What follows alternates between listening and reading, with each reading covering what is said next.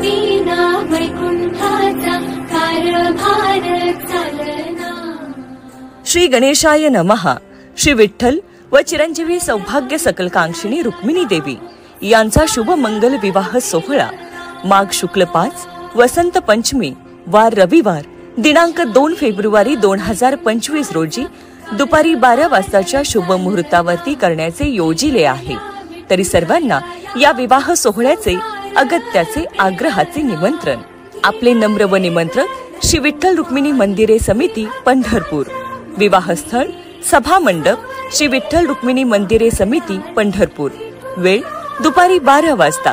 शोभायात्रा सायंकाळी 5 वाजता प्रदक्षिणा मार्गावरून।